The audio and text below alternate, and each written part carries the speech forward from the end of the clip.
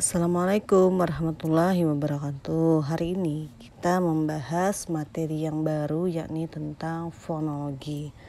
Adapun pembahasan di dalam fonologi ini ada huruf abjad, kemudian huruf vokal, ada huruf konsonan, diptong, huruf gabungan konsonan, serta penyesuaian ejaan unsur serapan. Fonologi menurut Haier 2003 di halaman 102 menyebutkan bahwa fonologi adalah bidang linguistik yang mempelajari, menganalisis dan membicarakan bunyi-bunyi bahasa, atau secara etimologi terbentuk dari kata fon yaitu bunyi dan logi yang berarti ilmu. Jadi yang berkaitan dengan bunyi-bunyi bahasa maka disebut dengan fonologi. Tadi kan sudah disebutkan di yang pertama bahwa ada tentang penyebutan huruf abjad, kata, jenis kata, dan lain-lain. Menurut hierarki satuan bunyi bahasa yang menjadi objek studinya fonologi dibedakan menjadi fonetik dan fonemik. Secara umum, fonetik bisa dijelaskan sebagai cabang studi fonologi yang mempelajari bunyi bahasa tanpa memperhatikan apakah bunyi-bunyi tersebut mempunyai fungsi sebagai pembeda makna atau tidak. Sedangkan fonemik adalah cabang studi fonologi yang mempelajari bunyi bahasa dengan memperhatikan fungsi bunyi tersebut sebagai pembeda makna. Untuk jelasnya, kalau kita perhatikan baik-baik, misalnya ada contoh fonetik intan, angin, batik, dan ingin. Kalau kita perhatikan baik-baik, ternyata bunyi i yang terdapat pada kata intan, angin, batik, ingin itu adalah tidak sama. Ketidaksamaan bunyi i pada deretan kata tersebut sebagai salah satu contoh objek atau sasaran studi fonetik. Sebaliknya, perbedaan antara bunyi P dan B yang terdapat pada kata paru dan baru adalah contoh sasaran studi fonemik. Sebab perbedaan bunyi P dan B itu menyebabkan perbedaannya makna kata paru dan baru, seperti kata satu dan ratu, lama dan mama.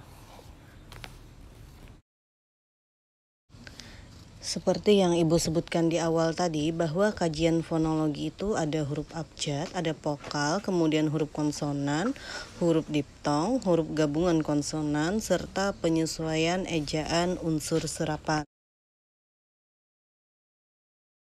Yang pertama, huruf vokal.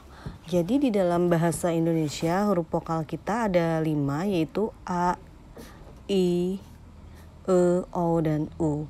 Untuk contohnya bisa kalian lihat penempatan huruf vokal di awal, di tengah maupun di akhir.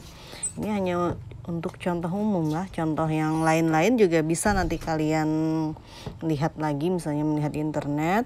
Kemudian kalau vokal itu adalah bunyi bahasa yang arus udaranya tidak mengalami rintangan dan kualitasnya ditentukan oleh faktor tinggi rendahnya posisi lidah, bagian lidah yang dinaikkan, dan bentuk bibir pada pembentukan vokal itu.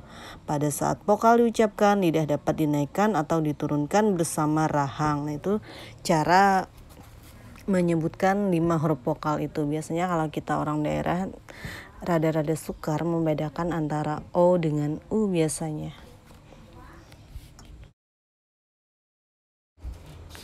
Kemudian yang kedua itu ada huruf konsonan. Jadi huruf konsonan kita ada B, C, D, F, G, H, J, K, L, M, N, P, Q, R, S, T, V, W, X, Y, dan Z. Contoh penyebutan katanya ada di awal biasanya ada bahasa, di tengah sebut, kemudian di akhir adab. Kemudian huruf C, misalnya huruf konsonan C di awal cakap, kemudian di tengah kaca.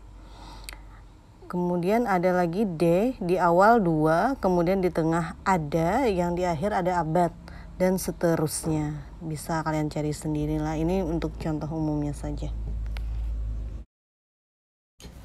Selanjutnya huruf diftong. Diftong adalah vokal yang berubah kualitasnya pada saat pengucapannya. Dalam sistem tulisan diftong biasanya dilambangkan oleh huruf vokal. Di dalam bahasa Indonesia ada 4 huruf diftong, yaitu ai, au, e, dan oi. Untuk contohnya silahkan lihat di tabel.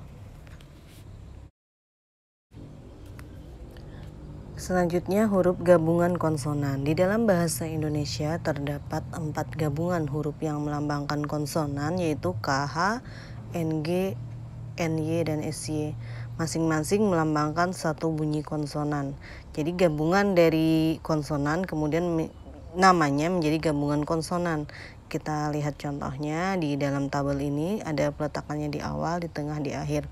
Misalnya gabungan huruf konsonan KH itu di awal khusus, kemudian di tengah akhir, di akhir tarikh. Kalian lihat KH, KH, KH-nya itulah.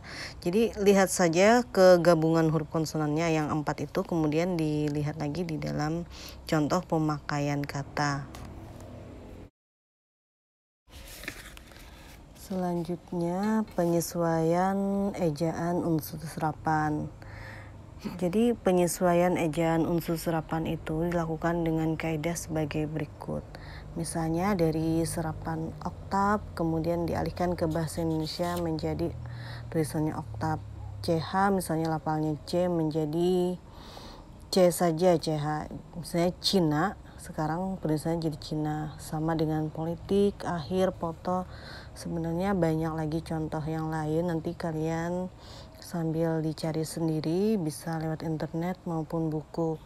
Mungkin perkuliahan kita sampai di sini saja. Pertanyaan kita lanjutkan di classroom. Salah hilap mohon maaf. Wassalamualaikum warahmatullahi wabarakatuh.